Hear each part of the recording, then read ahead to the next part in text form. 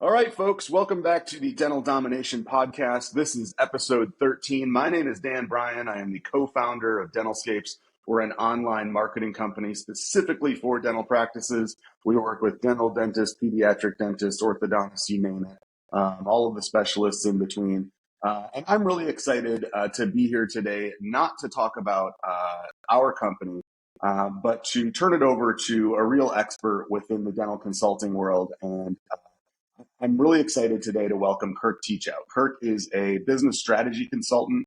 He owns and operates a company, Fourth Quarter Coaching. He's been working on a real cool program lately for dentists that are interested in improving workplace culture, improving profitability, and runs a program called the Seven Figure Dentist. And he, after my own heart, is a serial entrepreneur. He's an author. And this guy knows what he's talking about. His wife is a private practice dentist in Covington, Tennessee. And Kirk has actually managed the office since, I think, 2019. He's also got a background in marketing, so watch out. But Kirk, I want to turn it over to you really quick. Thank you so much for joining the show today. And what can you tell folks just sort of about your background in brief and how you got into dental consulting and that sort of thing? Yeah, sure. Thanks for having me on.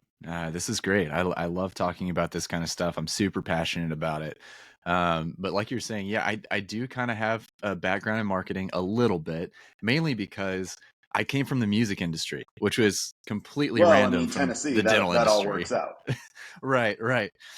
So I come from the music industry, tons of years in the music industry, and you have to learn so many different things as an artist, where you have to learn how to build your own website, you have to learn how to run your socials and do all sorts of things. And so I came from that industry. And when my wife 4 years ago was like, "Hey, I really want to buy a practice," she was an associate at the time. She was like, "Will you help me?" I was like, "Sure, I'll help you." She had never run a business before, so I was like, "Okay, let's go in, husband and wife team." So we Yeah. did, and we obviously learned a ton. I'd never been in the dental field beforehand, Yeah. except for when she was in dental school. Just hearing all the things she was learning about. So it was kind of like watching House. I felt like a doctor after all the seasons, right? Yeah. Um, And now, but isn't it true that you opened the practice something like just a couple months before COVID hit? yeah, so we opened Oh, it yeah. 6 months right Nice. before COVID hit.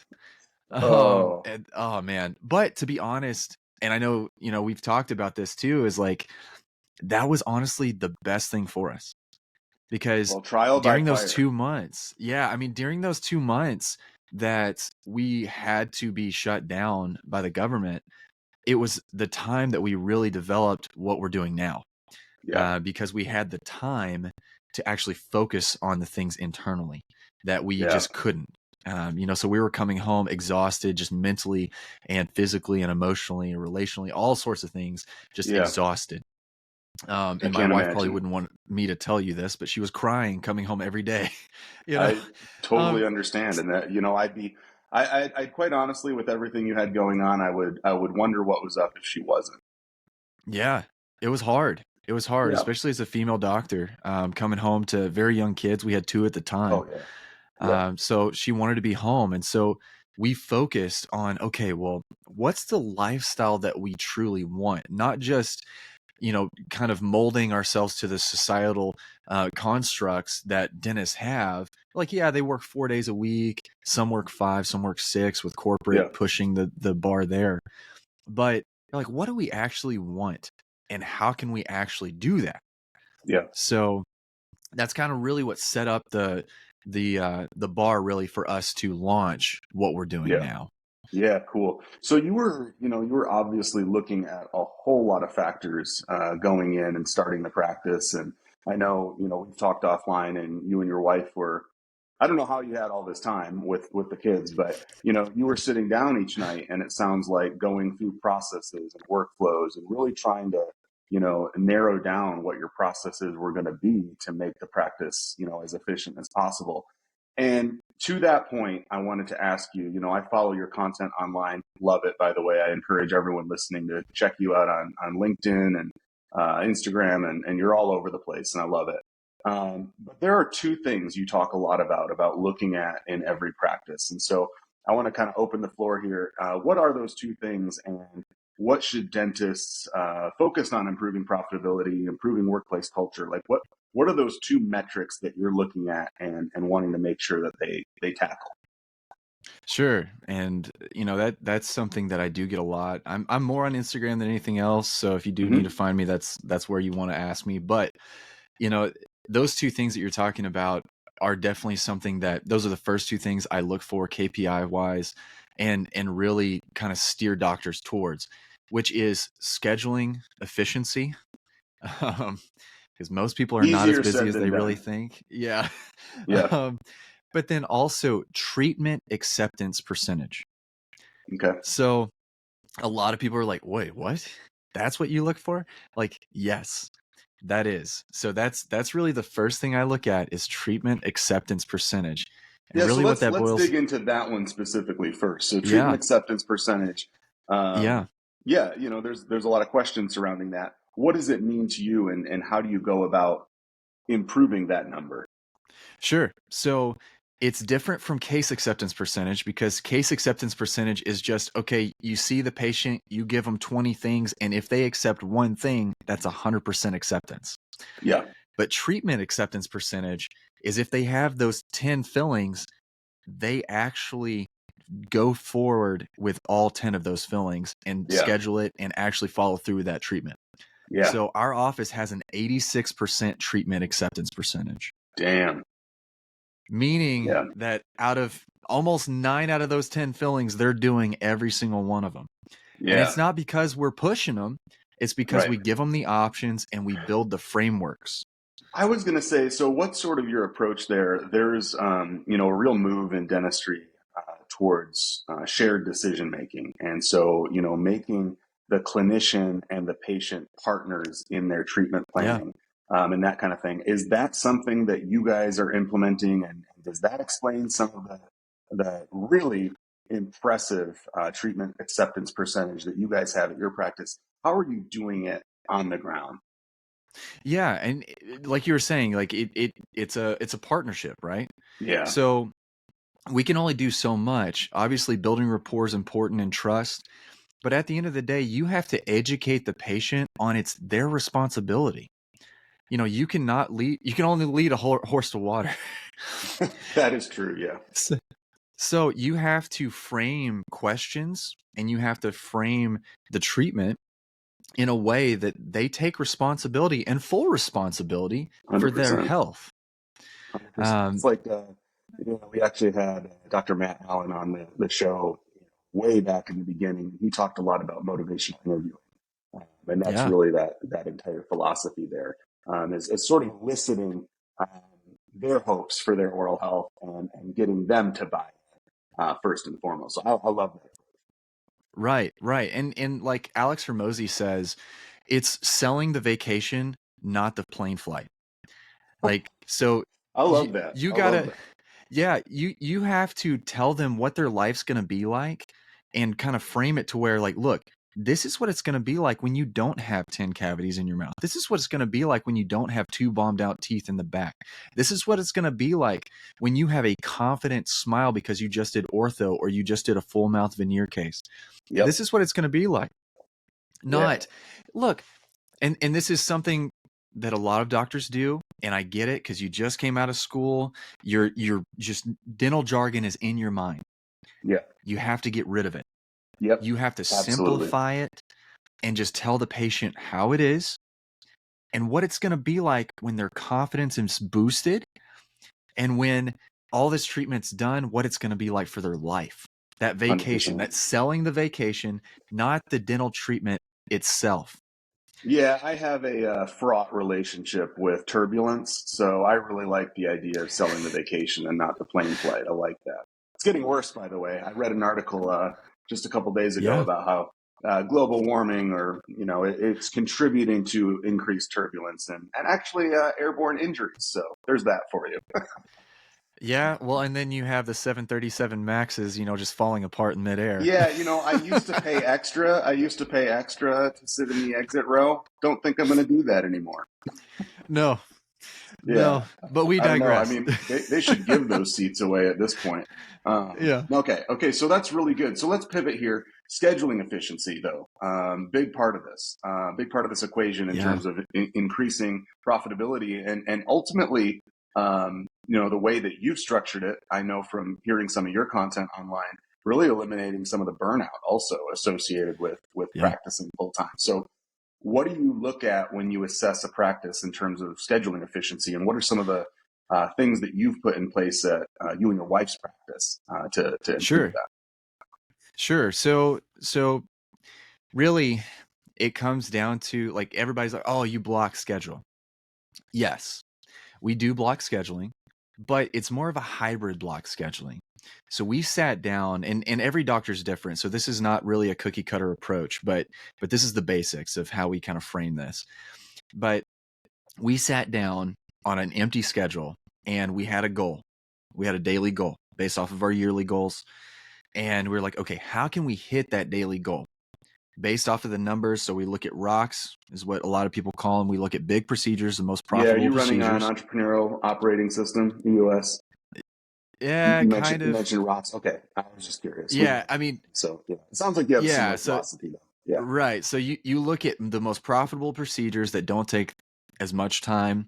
And so we look at crowns, obviously, bridges, partials, all these things. And that's our left-hand column. And we're like, okay, how can we fit so many of these during the day? At the end of the day, not everybody's going to need a crown. That's fine. So sure. we have a restorative column where we have fillings and extractions, which is not restorative, but still, like you have extractions on that too.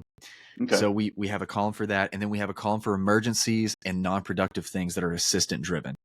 Okay. So as we're flowing through this schedule, I asked my wife, I was like, okay, what do you not want in the morning?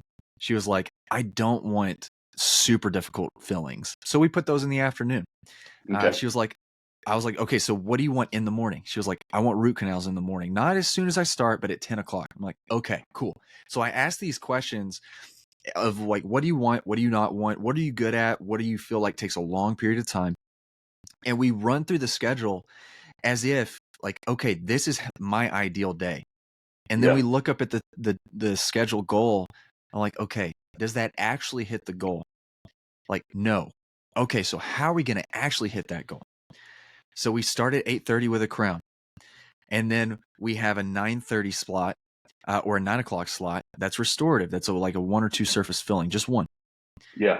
And then we have an emergency patient at 8:32. So if you're looking at this schedule, it's kind of this blockish schedule, Sure. but that emergency patient's assistant driven. So Okay. my wife is numbing the patient in op 1, the crown, to get ready for the crown prep. Mm-hmm. The assistant's already taken a PA and kind of telling the patient kind of what they're finding. Yeah. And then she's coming in as soon as she numbs and confirming what's been found or saying, no, this is what's going on. This is Yeah. what we need to do. Go ahead Yeah. and schedule it. Great. And then they move to hygiene checks if they have time. If not, she goes back, preps the crown for 20 minutes, and then numbs the restorative, that filling, Yeah. and then goes and does hygiene while that restorative is getting ready. Yeah. So I it's kind love of a this concept. dance. Yeah, I love that concept. And you talked previously about, if it doesn't require a dental license, do something else, and delegate that Please. task. And so, we talked offline. Tennessee is one of those great states, in my opinion, that allows hygienist administered local anesthesia. And so you have, those team members participating in that, taking time off of your wife's schedule so Yeah. that she can attend to other things that actually do require her dental license Yeah. and a dentist's hands. So really love that. Obviously, the whole point of this is to minimize stress, minimize burnout, but more importantly, or not more importantly, I take that back, but also improve practice profitability. And so, one of the things that you talk a lot about in your work is this simple change or this simple mindset shift that you can use to add 20K to your monthly production. So I want to talk about that. What is that all about, and how can everyone do that? Because that sounds good. Yeah. Right. Yeah. If I can add an extra 20K to my month, I'm always happy. Sure. So really it comes down to meeting cadence. And I forget where I found it, but somebody was talking about basically is like, if you come in 15 minutes early every morning, you're going to add an extra 100K to your year. And so I was like, okay, so Yeah. how can I implement that? And my wife Get was your like, ass out of okay, bed, man. right. Yeah. Yeah. So, and I'm not a morning person. I'm a night owl. So Oh it's God, kind of hard neither for am me. I. I don't even know how Yeah. I'm So, functioning right now. right, Yeah. right. Yeah. Yeah. Yeah. I was like, hey, let's do this early in the morning. Yeah. Well, good for um, you. That again. yeah. But still, right. But still, it's about the morning meeting. So we Yeah. have 2 meetings in the morning before we even start. So my wife gets there. We start at 8:30 seeing patients, but we get there at 7:45, and my wife has a meeting with the assistants for 15 minutes to go over the doctor's side. And there's 2 things they look for. They look for what they're doing that day. How can they improve that appointment if they have pending treatment that's maybe not on the schedule that we can add, if they're okay with it. And then what's the next step? So we look at every single patient on that. And then we move to a morning huddle with the whole team. Yeah. And with that morning huddle, we go over everything in hygiene from all the hygienists. We have 2, but we go through each of their schedules, what we're watching, what's on the treatment plan that we haven't done. And if there's any holes in the schedule, how can we move them over? And if it's Okay. as simple as a scan with our CERAC, our prime scan, then we can go in and scan it like a partial. That's an extra $1,300. So Yeah. we look for things every single day.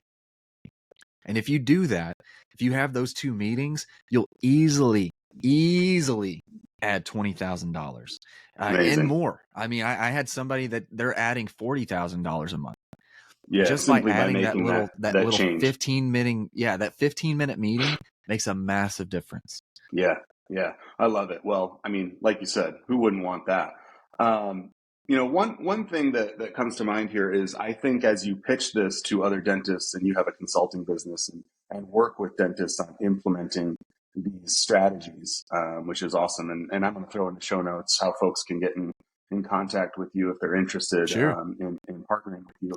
But it's work. At the end of the day, you got to put in the work to improve your profitability, to improve outcomes for your patients. You got to put in the work. And some dentists, are pretty. I'm not disparaging anyone. I think it's pretty obvious that a lot of dentists are sort of stuck in a rut in terms of being a little bit hesitant to adopt changes that ultimately will benefit them. But it's more work at the outset to change your workflows and that sort of thing. Ultimately, however, what you're proposing here is stuff that will make their lives easier and in fact require them to work less. And so to that point, you have talked a lot about how you increased your monthly collections. And in fact, I think the most recent number you cited was something like 37K every month by working less and working 3 days a week. That sounds good. So how are you actually making that happen? And what does that shift look like in practice? Sure.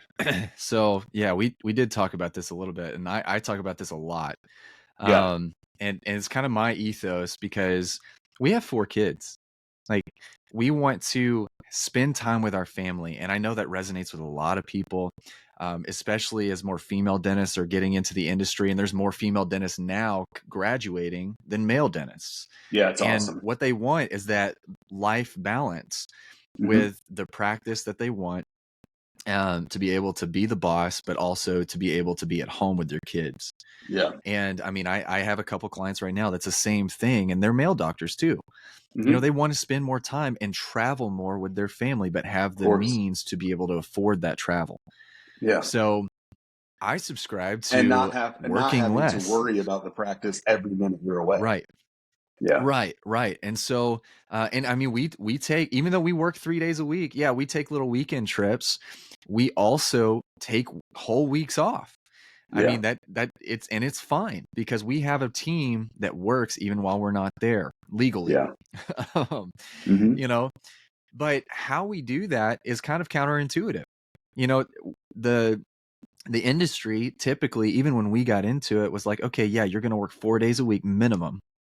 And then the DSOs are really pushing 5 days, 6 days, 7 days, sometimes 12-hour days. And we were like, man, that's just a lot. Like, why? You know, and so then in order to do that and prevent burnout, you have to hire more people, which creates complexity. And then you also have to hire more doctors, which creates even more complexity. And it really affects your culture. Yeah. So I think there's a way to do it. And obviously people do it, but I didn't want to have a high churn rate in the team. Yeah. So when COVID hit, we came back at 3.5 days a week. We asked the team, we're like, look, if we did 3.5 days, you know, we're not increasing pay, but if we did 3.5 days a week and we had a great bonus system, how can, like, would you guys do it? And they were like, yeah.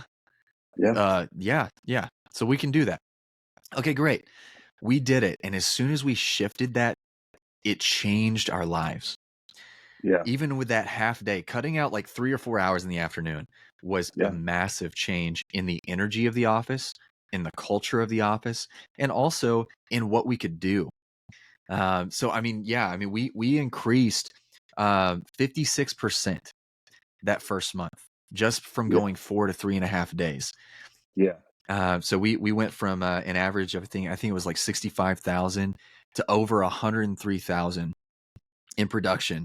Or no, sorry, in collections, not even production, collections that next month. Yeah.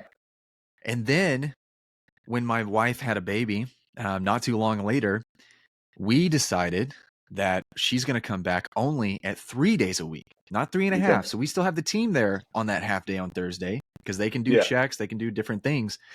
But we came back at 3 days a week and we increased again. Yeah. Because now we're forced to have just those 3 days a week.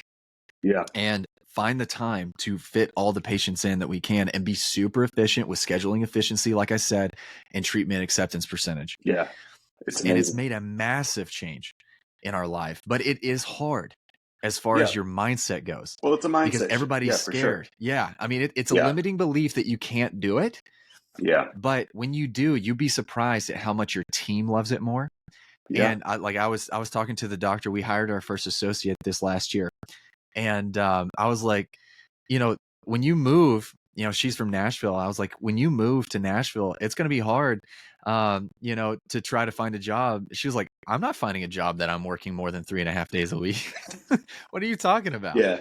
Yeah. It's like, once you're in it, it's like, whoa, like I'm not going back to a different style. This is awesome. Yeah, exactly. Well, you know, it reminds me, it's like when I shift to working remotely full time, and I was working remotely before it was cool, way before COVID. I think I've been doing it about 10 years now. Yeah, I won't go back. And the thing about it is, it doesn't just have to do with the fact that I have more flexibility and I can work in my pajamas if I want to. I don't, by the way. Everyone says that, but most of the time that's bullshit.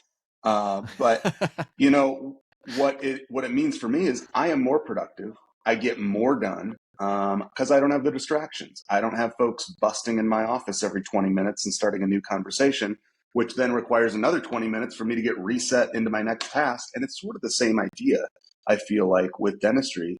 You not only are better focused, you are more productive, but there are tangential benefits as well. I mean, let's not kid ourselves. The quality of your work when you're super focused and feeling energized is going to be better than at 2 or 3 o'clock in the afternoon when you're burned out, you're tired, you're ready for your post-lunch nap like I am. You know, you're just going to do better work in general. And, you know, to your point, you're going to make more money while you're doing it. Who's not going to be for that? It is a mindset shift. Totally understand. It seems counterintuitive, but I love what you're preaching. I think it makes a whole lot of sense. It is, and I want to leave you with this too. Is I've been reading Atomic Habits again, and James Clear talks about this, and it's so true. And that's what we're going over on our monthly meeting today. Actually, is that you don't rise to your goals, but you fall to your systems. Yeah. And you're only as good as what your systems are.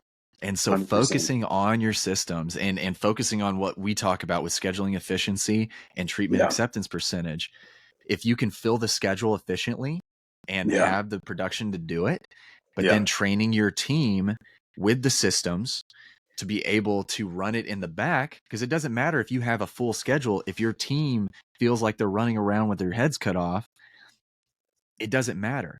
So Yeah. we've created a way and systems to where we can run a $16,000 schedule with one doctor and Yeah. it not feel like chaos. Yeah. Amazing. Amazing. It really all boils down to, I think, two things that you've already touched on, which is systems, of course. At Dentalscape, we're all about the SOPs and making sure that everything is well documented and that we're sticking on the path. But it's also people.